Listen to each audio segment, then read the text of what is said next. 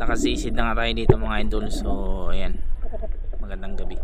Isang aking bararawan agad ang unang nakita natin dito. So ang unang isda natin isang bararawan. At dito sa pangalawang dive natin, ayan, sumalubong sa atin itong malaking tribali o talakitok.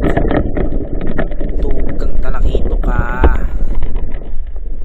laki-laki na. Dali natin ang isang talakitok. First class na pang bibenta natin. Isang talakitok.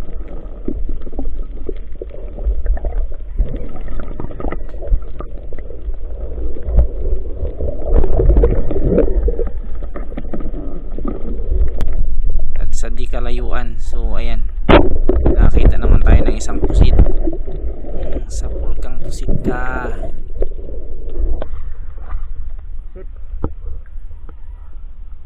Malaki-laki na rin itong pusit na to mga idol. Ayan, panibagong sisid naman tayo dito. So nakakita tayo dito ng isang lapu-lapu.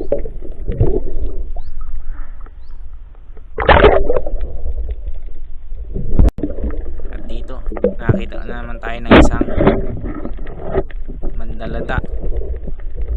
Pandadagdag natin sa pambenta natin. Dito nakapana na tayo ng isang timbungan. Sa pulkan timbungan ka. Malaki-laki na tong timbungan na to mga idol. So napakasarap nito sa kanila.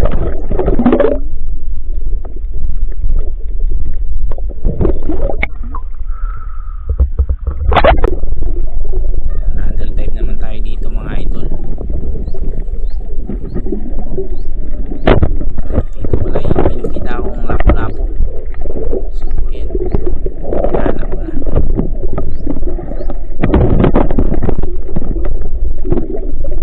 Ayan o, isang lapu-lapu. Turbo lang kung tawagin namin. Laki na rin yan, good size na. At dito nakita naman tayo ng isang timbungan. Sa pulkan timbungan ka, ubakan yan kung tawagin namin. Laki na rin to mga idol. So nakabitaw pa, bali nag second shot pa ako. So hindi na siya nakaalis, kaya yun, tinamaan natin. At dito sa ating next dive, nakita naman ako dito ng isa.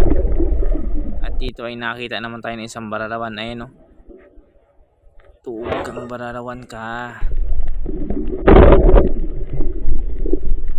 Laki na rin itong bararawan na to mga idol. So masarap to sa sinigang. At dito nakapana nga pala ako ng isang mangrove snapper or mangagat kung tawagin namin. Ayan o, malaki-laki na rin itong mga idol. Salamat, nadali natin ang isang mangrove snapper. Malaki-laki na. Sentido, walang kawala yung pagkapatama natin. At dito ay nakita naman ako ng isang timbungan or manitis. Ayan, tinamaan natin. So pandadagdag sa pangulam natin. At dito mga idol, nakapana ako ng isang mandalada. At ang next na mapana natin dito isang, ayan, bararawan ulit. Kang bararawan ka, dadagdag natin sa pangbenta natin. At dito ay nakita naman tayo ulit ng isang lapu-lapu. Sa pulkang lapu-lapu ka. Ito na rin po pala ang huling isda natin. So pauwi na kami nito mga idol. A few moments later. So ayan, ito na ang mga huli ko. So ayan yung mangrove snapper natin, yung lapu-lapu, pusit.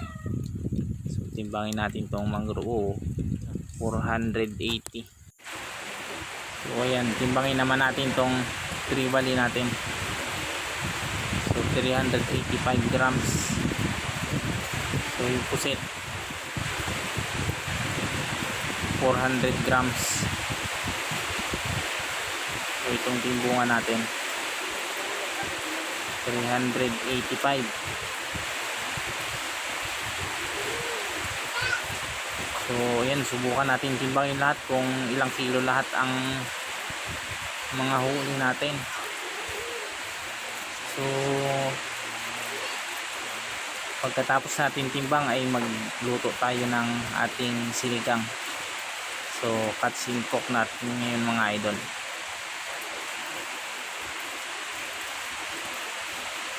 Pili tayo dito ng medyo malaki-laki. Yun yung silingin natin.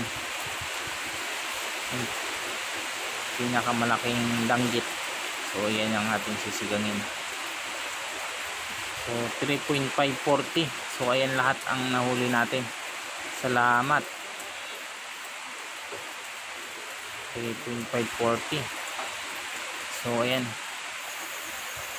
nakasalang na ang ating danggit or bararawan. So ayan, asiman natin lang ng kalamansi at talbos ng kamuti. Yan lang ang halo natin, simpleng sinigang lang. So may asin, kunting bitsin, saka asiman ng kalamansi.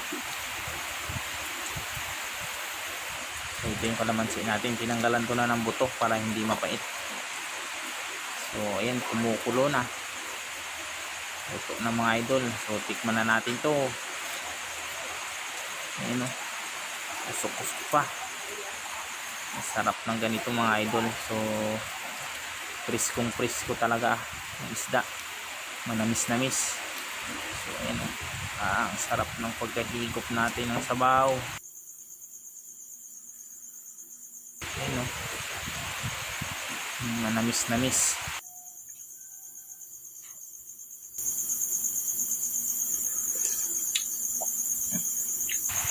Sarap mga idol.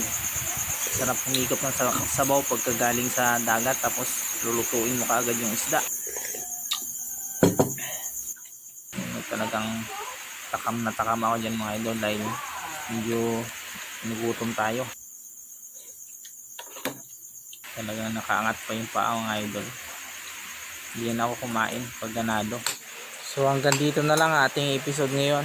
Maraming salamat sa inyong lahat. Peace out.